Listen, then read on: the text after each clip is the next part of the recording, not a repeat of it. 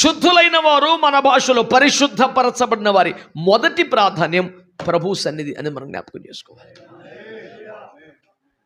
ఒకవేళ ఇంటికి పోయి వాళ్ళు ప్రభు మమ్మల్ని బాగు చేశాడన్న వాక్కుతోనే శుద్ధులయ్యేమని ప్రభువుని గురించి సాక్ష్యం ఇయ్యొచ్చుగాక. అసలు ఇప్పట్లో మేము బాగుపడే వాళ్ళం కాదు, మా బతుకు అడవిలోనే ఉండిపోయేది, కానీ ప్రభు ఒక్క మాట చేత దారిలోనే బాగుపడి ఇదే సుకృప అని చెప్పుండొచ్చుగాక.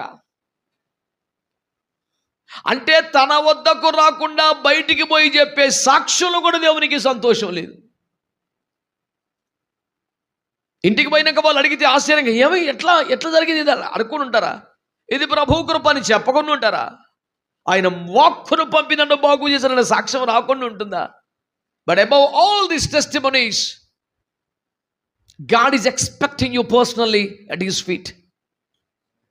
ఈ సాక్ష్యములన్నిటికీ మించి దేవుడు నిన్ను తన పాద సన్నిధిలో కోరుకుంటున్నాడు, ఎదురు చూస్తున్నాడు. కారణం, నీవు శుద్ధీకరింపబడిన వ్యక్తివి. ఈ అయ్యబ్జ విజ్ఞాపనోద్యమంలో దేశమంతటా తిరుగుతున్నప్పుడు మాకు కలిగే బాధ కూడా అదే. పరిశుద్ధులే కనబడకపోతే ఎట్లా? వాళ్ళు చెడ్డోళ్ళు అయితే వాడికి దేవుని భయం లేదులే, దేవుని సంది ఇష్టం ఉండదులే, వాడు లోకంలో సంతోషించే మనిషికి బోని అనిపిస్తుంది. మహాయితాల గురించి ఎక్స్పెక్టేషన్ ఏముంటుంది? వాళ్ళు కూడా మారు మనసు పొంది రక్షణ పొందితే చాలు అనుకో. అంతకని ఏం కోరుకుంటాం వాళ్ళ దగ్గర? బొత్తిగా లోకంలో చెడిపోయినోడి దగ్గర నరకానికి వెళ్ళకుండా ఆడు కూడా మారు మనసు పొంది బాప్తీసం పొందితే చాలు, సత్యం ఉందని కనీసం పరలోకానికి వస్తాడు. అంతకని ఏం కోరుకుంటామండి? కానీ ఒక పరిశుద్ధపరచబడ్డవాడు, ఒక దైవజనుడు ప్రభు సముఖములో కనబడకపోతే అది ఖచ్చితంగా విచారకరం. ఈ ప్రశ్న మీ చెవుల్లో మారుమోగిన ఆ పరిశుద్ధులు ఎక్కడా?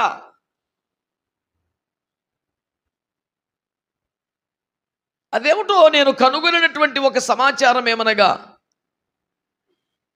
దైవ భయము కలిగి పరిశుద్ధ జీవితమును సాధన చేయుచున్న వారు కూడా ప్రభువు సన్నిధిలో కనబడుట ఎందు పెద్ద ఆసక్తి కనపరచకపోవడం ఒక విడ్డూరం, వింత, విచిత్రం.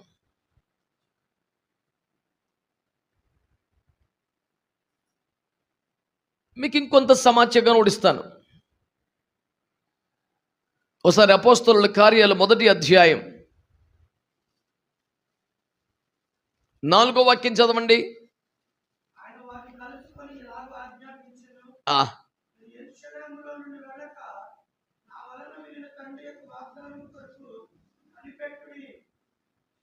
కదా ఈ ముక్క చెప్పి